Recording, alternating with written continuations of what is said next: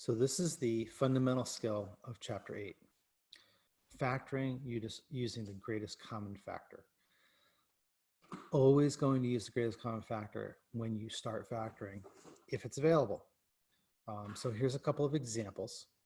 We're going to start with multiplying because multiplying is the opposite of factoring. So just like addition and subtraction are opposites, multiplying and dividing we think of as opposites, and that's true because factoring is kind of dividing. So first, let's do a little multiplication, which of course takes the form of distribution.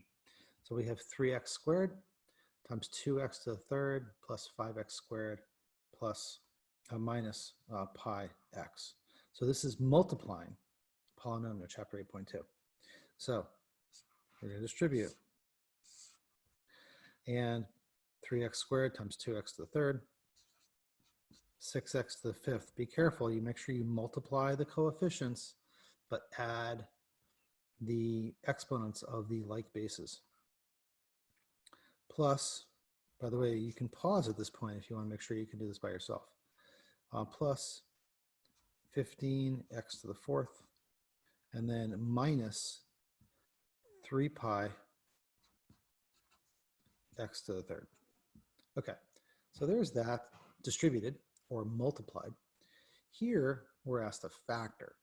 That means basically doing the opposite of what we did up here. Instead of starting with something with parentheses in it, we're starting with something that's all multiplied out, and we're creating something that's going to have parentheses in it. So we look for the biggest thing that divides into all of these things because factoring is dividing. So it looks like a 9 will go into all of them. And p to the third, p squared, and p is the biggest that we can go, that goes into all those. So then we think to ourselves, 9p times what is equal to 18p to the third? Well, 9p times 2p squared. 9 times 2 is 18, p times p squared is p to the third. Same thing, we think what needs to be multiplied by 9p to get to 63p squared.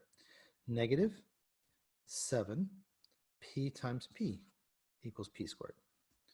And then finally 9p, well, 9p times 1 or times negative 1 is negative 9p. So we can't forget to just leave a negative 1 out here. Otherwise, we won't wind up with this last term. And we're done factoring, at least for now. So that's greatest common factor. That's the biggest thing we can take out of there.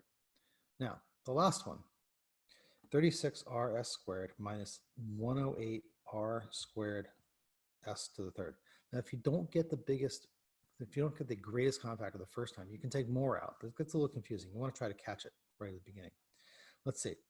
Does 36 go into 108? I think it does. So that's nice. So we're going to take 36 out. R and r squared, the biggest one is r. S squared and s to the third, the biggest thing is s squared. So what 36 times rs squared times what equals 36 rs squared? 1 does. And then we need to multiply this times something to get the negative 108 r squared s to the third also. So that's going to be negative, I think 3 multiplies to 108. 36, 30 times 3 is 96 is 18. It does. R times r is going to be needed for r squared, and s times s is going to be needed for s to the third. And we're done. Next up in the next video is more of a geometry style application of this idea. Not really an application, just another way of looking at the stuff again with geometry. Hope that helps.